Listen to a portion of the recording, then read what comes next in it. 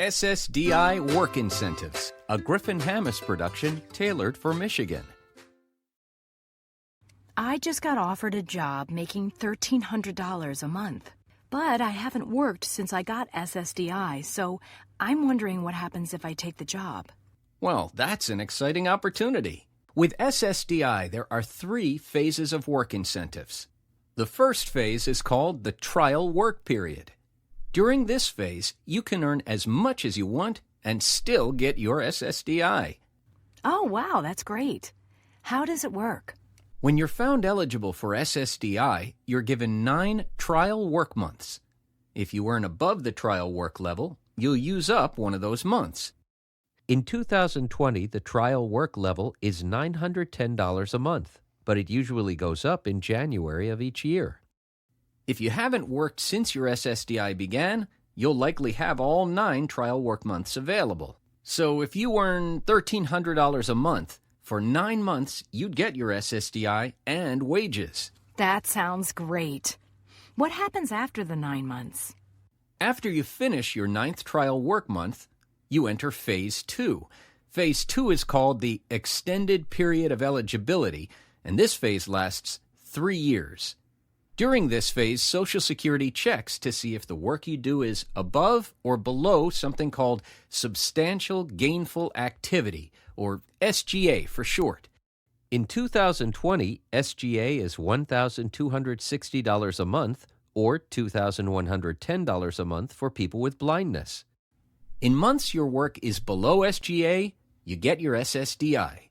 In months your work is above SGA, the SSDI pauses and you don't get it that month. What most people don't know is that included in this phase is a great safety net.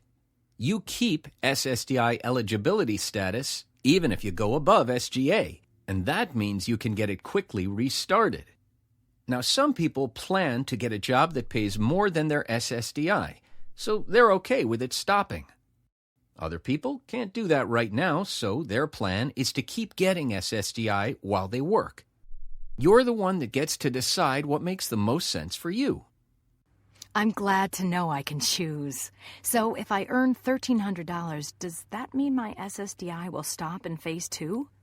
Well, since your gross wages would be above SGA, that's possible.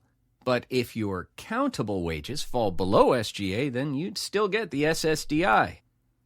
Oh, what are countable wages? So countable wages are the amount that's left over after subtracting work incentives like impairment-related work expenses and subsidy.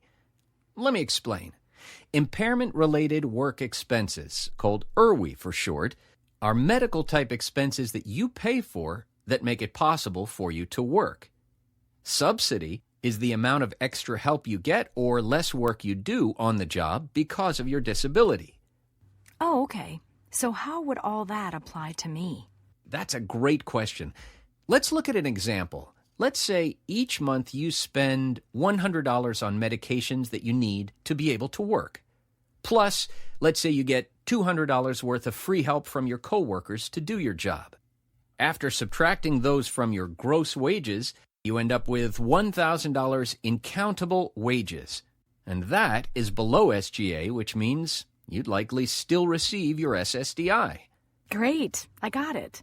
So if I do end up earning above SGA, it's good to know I can easily get it back.